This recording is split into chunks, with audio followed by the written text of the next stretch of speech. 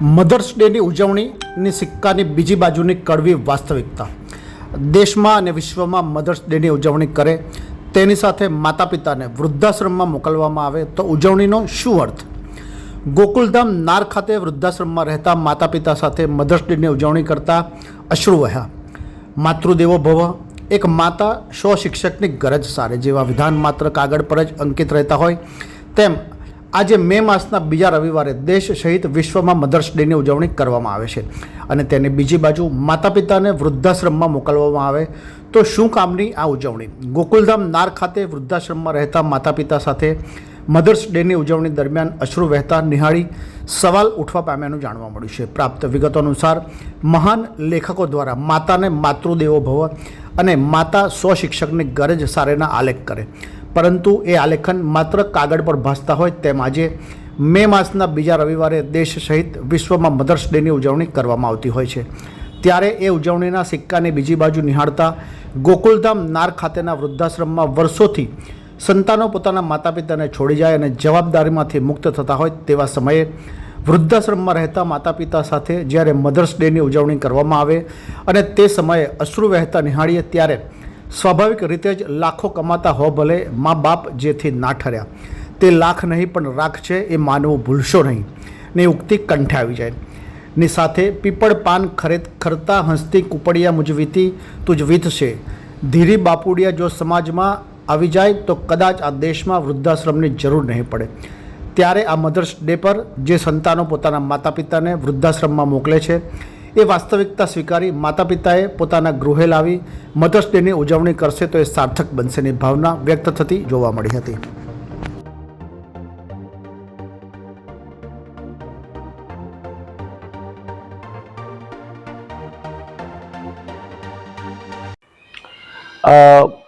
માતૃદેવો ભવ એ ભારત દેશનું વેદોક્તનું સૂત્ર છે. ભારતમાં માને નિત્ય માં માનવામાં આવે છે, દરરોજ એની પૂજા કરવામાં આવે છે, પરંતુ જ્યારે મધર્સ ડેને સ્પેસિફિક એક દિવસ માટે ગોઠવવામાં આવ્યો છે મેના બીજા રવિવારે, ત્યારે આજે મેના બીજા રવિવારે સમગ્ર દેશમાં સમગ્ર દુનિયામાં મધર્સ ડે ઉજવવામાં આવે છે. એ રીતે આપણે ત્યાં પણ ભક્તિ સેવાશ્રમ અને આપણે સાદી ભાષામાં વૃદ્ધાશ્રમમાં પણ અનેક માતાઓ બિરાજમાન છે. એમના માટે આપણો આદર ભાવ ભક્તિ અર્પણ કરવા માટેનો દિવસ છે અને રીતે આપણે પણ મધર્સ ડે ઉજવી રહ્યા છીએ. સ્વામી, આપણે ત્યાં અત્યારે કેટલા એવા મા બાપ હશે જેમને તમારે ત્યાં આશ્રય આપવામાં આવે છે? હા, આપણે 2007 થી ગોકુલધામ પરિસરમાં અનેકવિધ સેવામાં બહુ જ વિશિષ્ટ સેવા જેને કહી શકાય એવો આપણે ત્યાં ભક્તિ સેવાશ્રમની અંદર 24 બા દાદાઓને સેવાનો લાભ મળી રહ્યો છે. જી દાદા, શું નામ છે તમારું?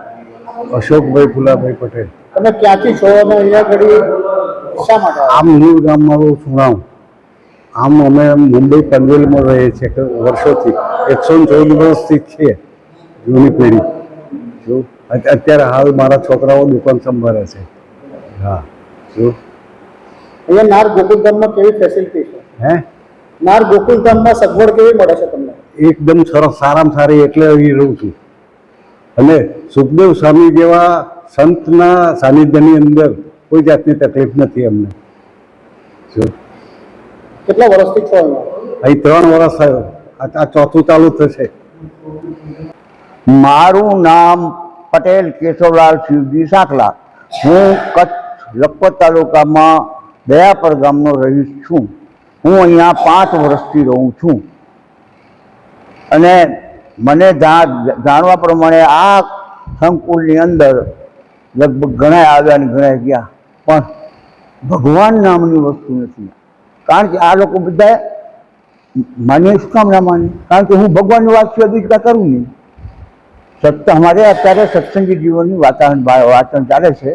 સત્સંગી જીવનની અંદર માણસે ગ્રહસ્થાશ્રમમાં રહીને શું કરવાનું? તો કે ગ્રહસ્થાશ્રમમાં રહીને આપણા પૂરતી પોતાને અનુકૂળ આવે એવો વ્યવસાય કરવાનો અને બ્રહ્મચર્યનું ખાસ કરીને પાલન કરવાનું અને જે વસ્તુ ઈર્ષા, ક્રોધ, લોભ, મોહ માયા, મચ્છર આ વસ્તુ આપણે રાખવી નહીં. કારણ કે લોભ છે ને, લોભ એ પાપનો બાપ છે. આપણે બધા પાપ છે ને લોભમાંથી આવે છે, ને લોભમાંથી કામ ઉત્પન્ન થાય છે, કામમાંથી મોહ ઉત્પન્ન થાય છે. આ બધી વસ્તુ છે ને શાસ્ત્રની પરોકાષ્ઠામાંથી જાણવા મળે. કોઈ સંત સમાગમ હોય તો મળે, કોઈ સારા એવા ધનિષ્ઠ માણસ હોય, એટલે કે આધ્યાત્મિક માણસ હોય, એનામાંથી જાણવા મળે. બાકી બીજે તો બધા અત્યારે ગામમાં ઘણા લફરા હોય, આ હોય, તે હોય, ઈર્ષા હોય, એ મને ઓછું ભાવે. દાદા તમારા છોકરાઓ શું કરે છે? મારો છોકરો એક પહેલા સાધુ હતો અમદાવાદમાં, પીપી સ્વામી કરીને છે, એનો શિષ્ય હતો. અત્યારે એ અમેરિકા છે, લગ્ન કરી લીધા છે, 2 સંતાન છે. ને બીજો છોકરો અહીંયા સાણંદમાં સ્ટેડિયમ ઉપર છે. અને મારી દીકરી નથી. મારા ઘરવાળા એક્સપાયર થઈ ગયા છે, બીમાર હતા તો.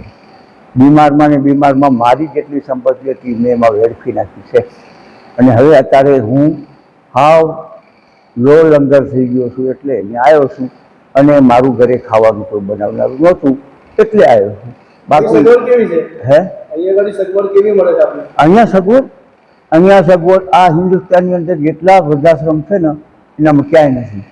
બાકી આપને ફાવે નહીં તો ભલે. ઘણા કહેશે કાંદા નથી વાપરતા ને લસણ નથી વાપરતા ને હિંગ નથી વાપરતા, પણ જે ધર્મની જે પ્રથા હોય. હું તો કહું છું કે મારી જાનમાં તમે આવ્યા હો તો મારા ગીત ગાવ તો મજા આવે ને. તમે મારી જાનમાં આવ્યા હો ને કોકના ગીત ગાઓ તો મને મજા ના આવે. તમારા છોકરાઓ તમારી સાથે સંબંધ રાખે છે? હા, અહીંયા મળવા આવે છે? મળવા આવે ને. ये है हलचल टीवी नेटवर्क और आप देख रहे हैं हलचल टीवी न्यूज। हर हलचल पर नजर, हर हलचल की खबर।